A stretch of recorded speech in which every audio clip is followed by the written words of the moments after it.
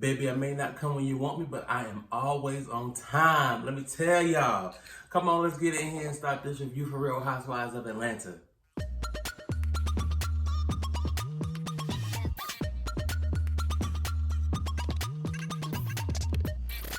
I'm back with another review. Before we jump into this review of Real Housewives of Atlanta, make sure you guys like, comment, subscribe.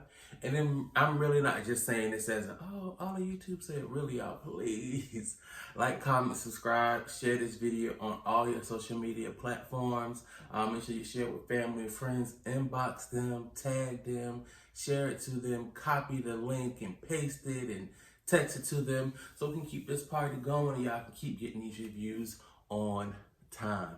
So again, we are here for Real Housewives of Atlanta, season 12, episode 10?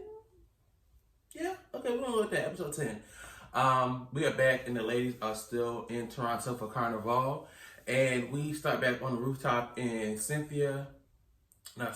Kenya is giving her tired ass apology, not really an apology, to Cynthia about the whole engagement thing. Here's my thing on it. Yeah, we do have intuitions about certain things, but once somebody gives you facts about a situation, it's no longer your intuition. It's just, you know it, you being messy and you're sharing it. Quick example, I gave a coworker. Me and my friends from undergrad, it's about eight of us, and we're really close, all from undergrad. Shout out to my girls. One of my friends graduated in November or in October with her master's degree, and all of us were like texting each other like, oh, I think her boyfriend's gonna propose, I think he's gonna propose, it's gonna be the perfect weekend for him to propose, I just feel it, we know it's gonna happen. We were talking amongst each other. We never said anything to her, and we never had facts about the situation. It's just what we felt was gonna happen. Now, in that moment, if somebody would have went through that weekend and be like, oh, I just feel like he's gonna propose to you, that would have been a little bit different if he would have texted us and said, hey, guys, what y'all have planned this weekend with her because I think I want to propose or I'm going to propose. And then one of us went up to her and be like, oh, I just have a feeling it's going to happen. It's not a feeling anymore. What his turn name is? I get... Whatever Cynthia's boyfriend, fiance now name is, told Candy, stick around. If they've been talking about engagement for so much and then he tells Candy, stick around, we already know. Like, this is not like we gotta reach or assume or we know what's gonna happen. So Candy just reached out to Kenya and said, hey, come on, where you at? He's gonna pop the question. It's no more intuition or this is what I think is gonna happen. You know it's gonna happen. You were being messy. You were trying to steal her moment. You were trying to... I think she is so unhappy in her relationship. And y'all know why I use those quotation marks. Relationship. And she wants to steal a little bit of that from Cynthia, I feel. I think she knew what she was doing. She was trying to be messy. She was trying to ruin Cynthia's moment. Thank God she didn't, but I wouldn't say she ruined the moment, but she did tarnish it a little bit. If Mike, I don't know why I keep wanting to say Will. Who's Will? Why does Will keep coming in my head? Mike, Hill. I don't, Cynthia's fiance was talking about it. So they did kind of like tarnish it a little bit, I guess. I don't know. I don't want to make a big deal out of it if it's not a big deal, but you could have just owned up like, girl, I was too excited as a friend. I messed up. I talked too much. I'm sorry. And then move on. And then my girl Nene comes. When I tell you they paid Nalethea Leaks dust, honey,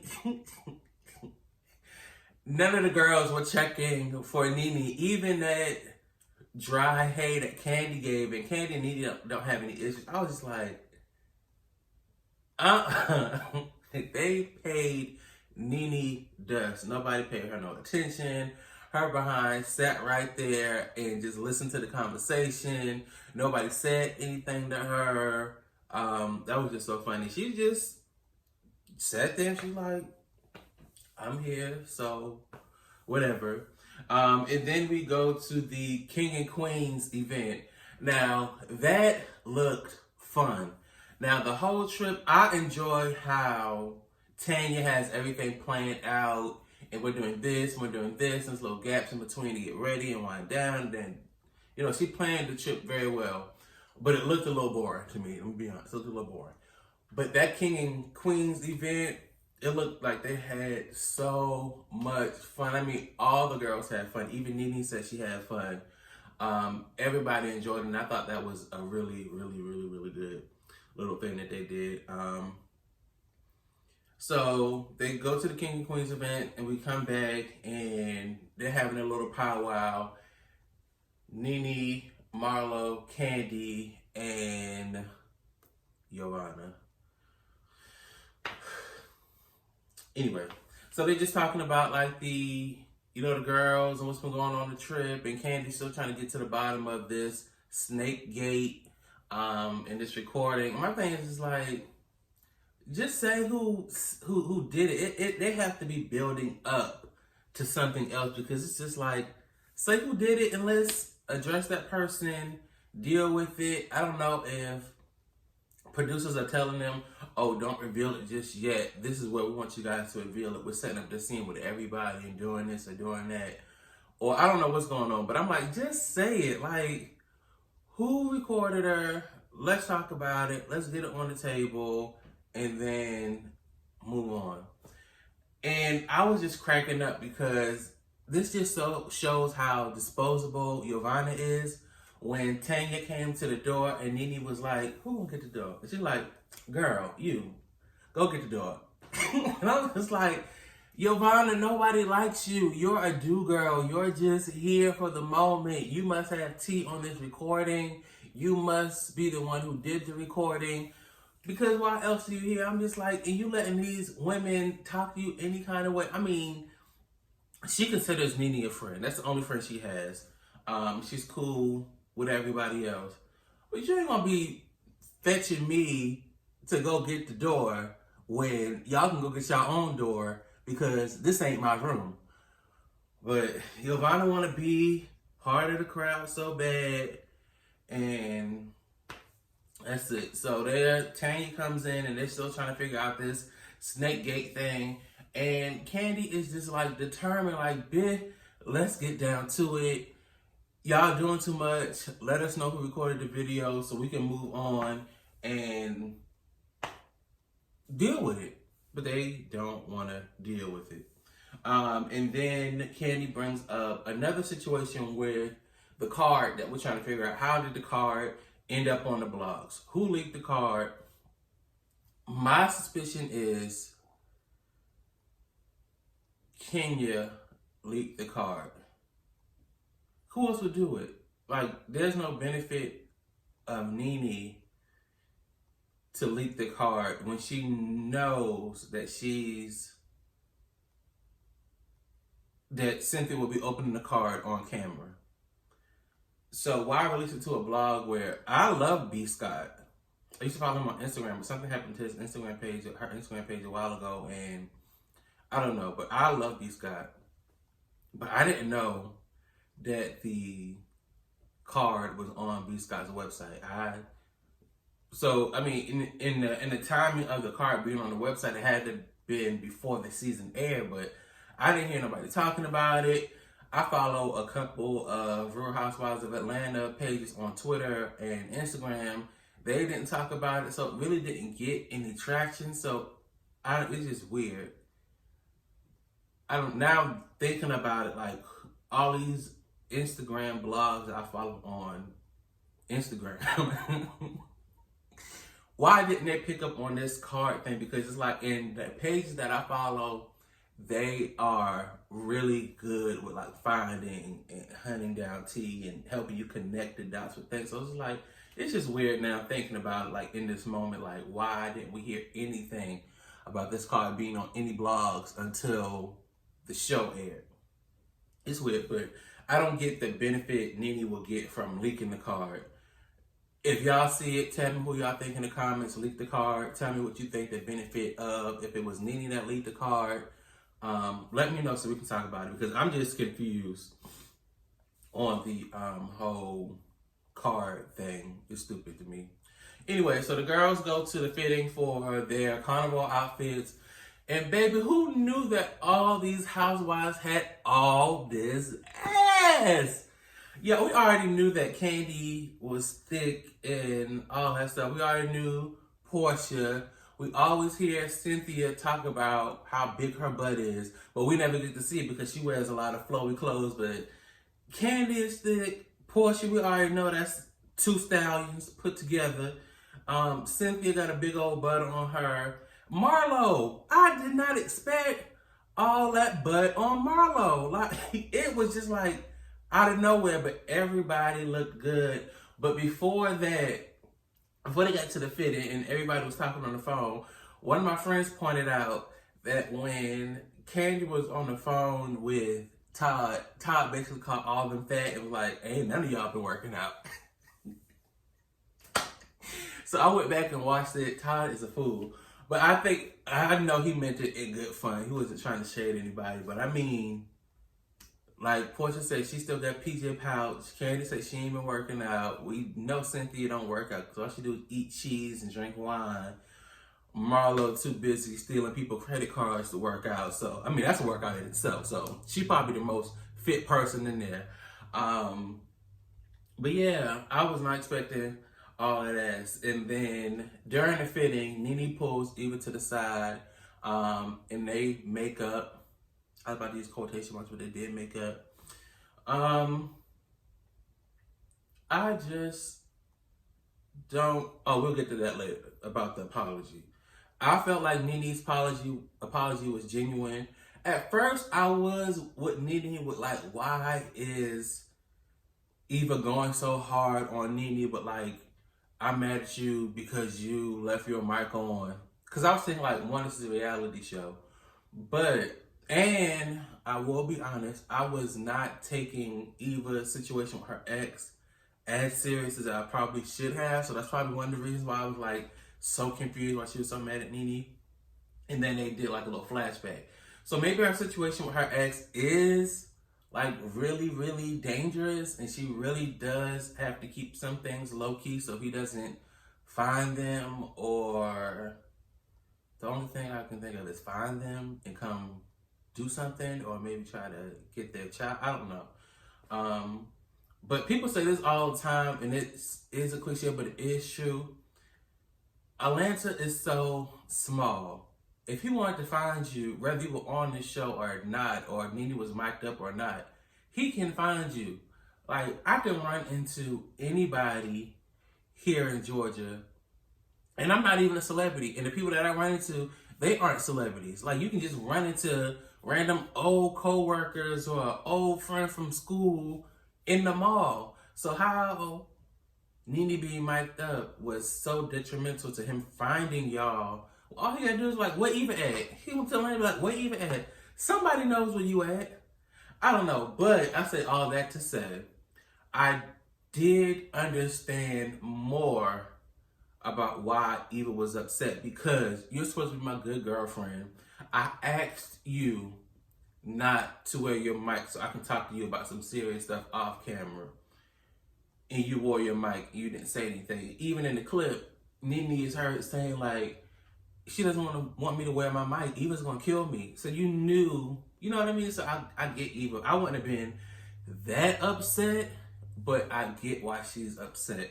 But I'm here for the apology. I'm here for the makeup. I really don't rock too much with Eva. I still think that she's a liar. But that was good for them, for their relationship. And then Giovanna and everybody listened to the apology. And I was just sitting there shaking my head, looking at the TV again with my weekly question. Y'all probably can answer it with me or chant it with me when I say it. Why is Giovanna here? She just irks me and grinds my gears, because it's like you serve no purpose. You're worse than a lapdog. You're like chasing behind Nene's tail. And even when they did the what did they do? What did they do on the bus, y'all? The impersonations. And whoever had impersonated Giovanna, she's like, I'm Nene's friend. Like, yeah, that's all you are, but you really aren't Nene's friend. You're a customer that comes into swag that Nene thought would be good for TV, but she was clearly mistaken. But them producers holding on to you, honey. So whatever you did with this recording or whatever you said to these producers, you get an A+ on that because that has been able to keep you around for 10 episodes. Okay, so kudos to you on that, but I still don't know why Giovanna is there.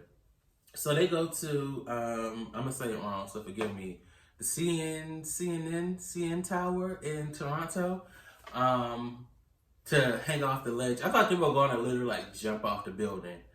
That's why everybody was so scared. But y'all were literally like just standing on a ledge. So I don't get why everybody was so scared. But, you know, people scared of heights, whatever. But a lot of girls did it. I think everybody did it except for Eva and Nene. But before we go up on the tower, Kenya, Porsha, not Porsha. Was Porsha in there? Yeah, Kenya, Porsha. Some of the girls were talking about the apology that Nene gave Eva. And I was just like, Kenya, let it go, sweetie. If Eva accepted the apology from Nene, why are you worried about how sincere or how genuine the apology was? It doesn't matter to you. The apology wasn't for you. It was for Eva. Eva accepted it. Eva moved on. Move on. Like, that's not for you to, that's not for you to question if the apology was sincere. Now, I would kind of understand it if it was Nene apologizing to Cynthia because Cynthia and Kenya are friends for real. You and Eva aren't even friends for real, so I don't know. I was just like, girl, this is so stupid. They go on top of the tower. Everybody do the tower. It was funny. It was good. I just feel like they're dragging this trip out. I don't know if there's something we're supposed to be watching for that's going to come back later that the girls are talking about, that we needed all of this context for something later. It's just like, let's do the dance class. Let's show them do their fitting. This is what they should have showed for the trip, my opinion. The dance class that they did. The rooftop. The fitting. Eva and Kenya's apology. The conversation that Candy had with them in the room together. Marlo, Eva, Giovanna, and Tanya, just to have context more of this Snake Gate thing. The Kings and Queens event, because it looked like everybody had a lot of fun together. Carnival, and then the blow up in the hotel room. Like, let's skip all this other stuff and just like condense this stuff and let's get to what we're here for. They're dragging it out so much, and it's a little annoying. I'm watching because I love the show, but it's just like, yo, let's get to the point. Let's get why we're here. And I get that they gotta build suspense and all that stuff, and which I guess is working in their favor. I guess that's why I'm not a reality TV show producer, because this last episode, this past Sunday, had 2 million views. And that's the most they had all season. So they're doing something right. And they're hoping to surpass the 2 million views that they had this week with this episode. But it's going to be more of the same. Because Dennis has to propose and they're going to drag it out. It's probably that hotel scene, probably going to be the last 5 minutes of that episode. Whatever. But that was episode 10. I did forget to mention Dennis is in Toronto carrying around this multi-million-dollar ring in his hoodie, because that's what rich people do apparently. They just put, million-dollar rings in hoodie pockets and walk around the streets of Toronto. I'm not mad at you. You rich. I don't have rich people problems. I would like to have rich people problems. but that's you. So he's going to re-propose to Porsha. That's it. That was episode 10. Thank y'all for watching. Make sure you like, comment, and subscribe. And I will see y'all next time. Love you. Bye. Now, bitch, I'm not about to be asking everybody for deviled eggs because everybody deviled eggs not good. Ooh. Excuse me. That must be the deviled egg.